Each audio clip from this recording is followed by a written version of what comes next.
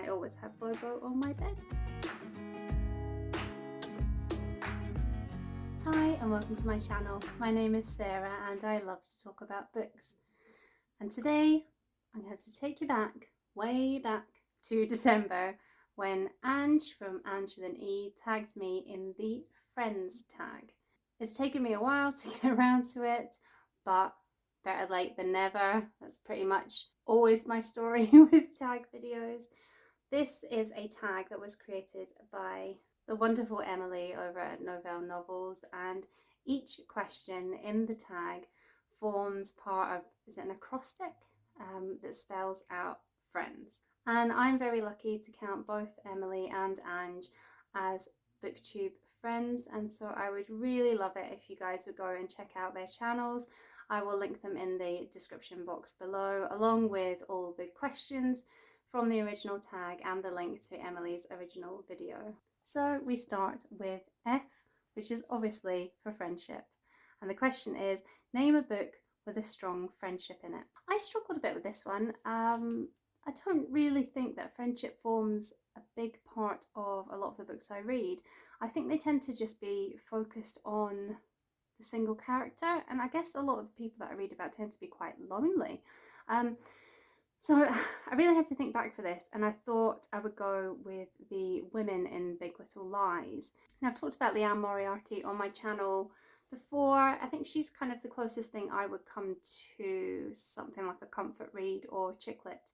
I really enjoy her, and Big Little Lies was the first book of hers that I read, and it's still my favourite. And although Big Little Lies, there is a lot of gossip and backstabbing and things like that in it, the core three women, Jane, Celeste, and I've forgotten her name, I have to put it on the screen, is it Marianne? I think I've just made that up.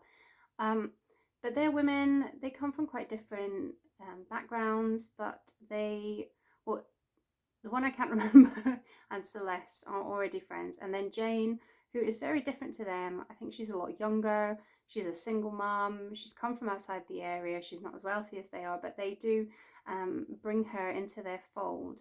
And she is dealing with some pretty heavy stuff. And they are there for her in that. They're there for each other through other things as well, as much as they let each other be. And I just think it was a really true depiction of female friendship. Question 2 is R for real life, and it is a non-fiction book that you want to read.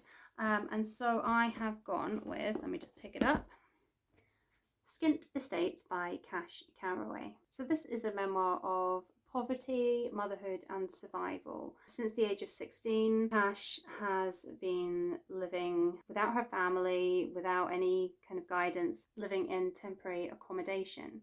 And this is set in Britain, and it really explores the experience of people who are living below the poverty line. And it's not a voice that we hear very often, certainly not a voice that we hear often enough. Cash has spent her life being called, you know, like a stain on society, a sponger, and this is her take on what it's really like to live in estates where poverty is rife. There's things like prostitution and crime, and a lot of police involvement. And although that does sound quite heavy and a bit grim, I think it is meant to be quite darkly funny.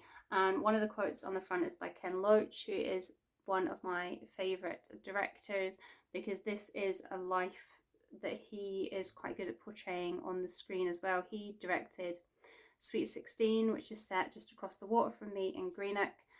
He's done loads of really good like social issue films, and if he thinks it's extraordinary and that it bursts with energy, wit and anger, who am I to disagree? So that's one that I definitely want to get to this year. Question number 3 is I for indie author, and the question is a book by an indie author. Now, I had to Google what an indie author has to be classed as an indie author. And apparently an indie author is different from an author that's published by an independent publisher. So that really narrowed it down to basically people who are self-published. And I don't read pretty much anything by self-published authors. I think I had my fingers burnt early on in my Kindle owning experience, where I just went and bought loads of like the free books. and on the whole they were pretty terrible. So I've kind of stayed away from self-published authors for a long time, but then I discovered this young man on BookTube. I think he's fabulous and I'm really keen to read his work, and so I'm going to say Doris by Charles Heathcote, or Charlie as we will know him if you watch his videos. Again, I will link his channel in the description box below. This is on my TBR for this year, so I haven't read it yet, but I know it is the first in a series of, I think, 3 Doris books that Charlie has written, and is about a middle-aged woman called Doris who is very typical of the kind of northern working class housewife that many of us will have seen on TV soaps, or I'm thinking things like Last of the Summer Wine and stuff like that. So these are funny novels, but I think they are novels with a real heart to them, and I am really looking forward to getting into Doris's world of the Women's Institute and her little is it a cul-de-sac? I know the place is called Partridge Mews. I imagine it to be a little cul-de-sac where everyone is curtain twitching and commenting on each other. So I'm really looking forward to getting to this. Question number 4 is E for endings. A book where the ending made you scream. Now, I think it's probably a bit too soon to revisit this one, but it has to be Agatha Christie's Taken at the Flood. I won't labour the point because I talked about it in a really recent wrap up. I think it might be my October or November one, so I will link that below. But this was going to be like a solid 4-star read until the last 3 pages. Who can ruin a book in 3 pages? Oh my god. So yeah, that really frustrated me. This was my first Agatha Christie, and I was seeing why she is, you know, so esteemed and so beloved, and then those last 3 pages, I don't think I'll ever forgive those last 3 pages. It's like the most frustrating reading experience I've ever had. Question 5 is N for new, and the question is a new book you can't wait to buy. Now I think you're probably all bored of me using Shuggy Bane for questions like this, so yes, I'm very excited to buy Shuggy Bane when it comes out in paperback, but we'll pick something else for now. And I had heard this book being talked about on a Bookriot podcast. I think it was All the Books, and I think this sounds fantastic. So the book is called Plain Bad Heroines, and it's by Emily Danforth, and it totally does not sound like my normal sort of book, but something about it has got me really intrigued. So it starts set in a exclusive girls' boarding school where mysterious deaths start to happen, and then the school is closed down. And then decades later, after someone has published a book about this school, it's been made into a film adaptation, and so the film crew descends to the grounds of the school, and we watch as the mysteries of the past seem to be repeating themselves on the film crew. I'm probably not doing a very good job of explaining it. Maybe if I can remember which episode it was in, I will link the Bookriot podcast episode down below, because that description that was given in that podcast just made me think, yes, I need to read this. Question number 6 is D for dark, and it's a book which has dark themes. Loves me a dark theme. Probably one that I haven't spoken about often on this channel is a book I read back, I don't know, like May time, I think. And it's The Way of All Flesh by Ambrose Parry. Now, Ambrose Parry is a husband and wife writing duo. You may have heard of the husband is Chris Brockmire, or Christopher Brockmire.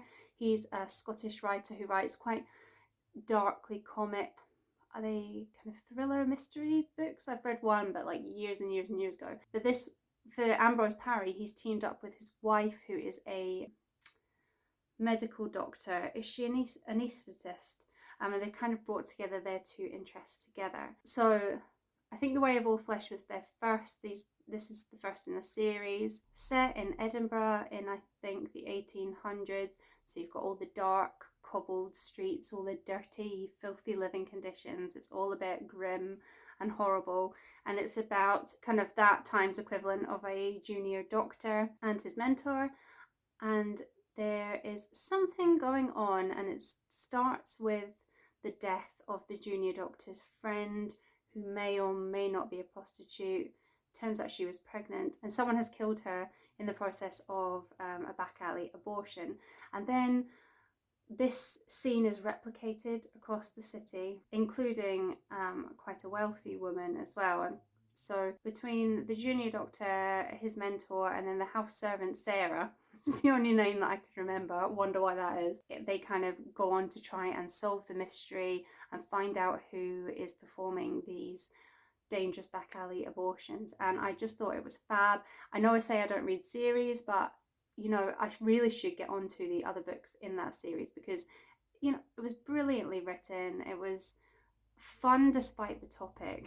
Set in Scotland, dark, twisty, yeah, really, really good. And the final question, question 7, is S for share.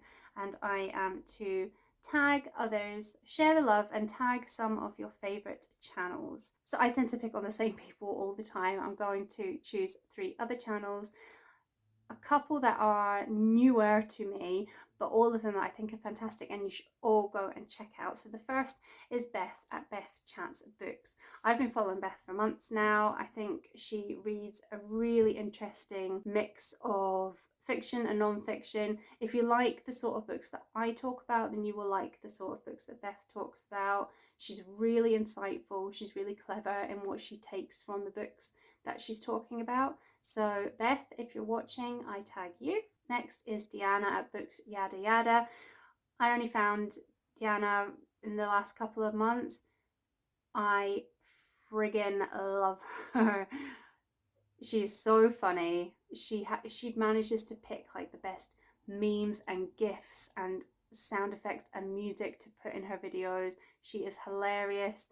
Her book choices are really good, and I just have so much fun watching her videos. So yeah, Deanna, you're tagged as well. And finally, Marilyn Maya Mendoza, the baby boomer booktuber. Again, fairly new to me booktuber, but Marilyn is so supportive. She always leaves the best comments on my videos. If we've read the same books, she really wants to talk about them, and I absolutely love that. Her channel is funny and she's got such a great personality. She reads a wide range of books as well. So Marilyn, you are tagged too. But no pressure, guys, because I know everyone's always behind with tags. If you don't want to do this one, don't feel like you have to. I just wanted to take the opportunity to give you all a shout out. And also, if you haven't been tagged but you want to do this tag, crack on. I would love to see what your answers are to the questions. And then there is a wee sneaky bonus question at the end, and it is just to show a gift from a friend that's special to you. And me and my friends, we don't really do gifts very often. There's quite a big group of us, so what we've been doing for years now is we don't tend to do birthday presents unless it's a big birthday, but then at Christmas we'll do a secret Santa, because like the husbands get involved as well, and so you never really know what you're going to get, if you're just going to get something really silly or something that is meaningful, or you never really know what you're going to get. This year I got, which I'm really happy about, one of my friend's boyfriends got my name and got me a set of gin miniatures, which, yes, that is the sort of Christmas present I like, but it's not really appropriate for this question. But last year, one of my best friends got me, and I was going through a really tough time last year, and so part of that present was a little plaque that I've now hung up by my front door so I can glance at it when I leave the house every day. So I'll insert a picture of it here, because, you know, I'm not a huge one for like inspirational quotes and things like that, but this one really struck a note with me, and I know coming from her that she is a really positive person and she does all these she really believes in affirmations and things like that, so I know coming from her that also had like that element of meaning as well, so that's really special. And you might have seen this in my thumbnail, but my other very special gift, this lives on my bed, is this pillow from my brother, who is definitely one of my best friends. And this, there is a story behind this. This is Bobo, or a screen print of Bobo, And Bobo is my very cherished childhood toy monkey. He's a Monchichi monkey. That might mean something to some of you. And he was with me through every family holiday, every adventure. Like, I literally thought he was legit real. I loved Bobo. I still love Bobo. He's tucked away in a cupboard upstairs at the moment to keep him away from small hands, because he is looking a bit, he's an old man now. So he'll come back out when my youngest is a bit older. But for now, I always have Bobo on my bed. So thank you to Ange for tagging me in this. Thank you again to Emily for creating this lovely tag. I hope you enjoyed my answers, and until next time, bye. That was so patronising. I can't remember his name anyway, so let's just skip that. I don't know what they're fucking called. What the hell is her name?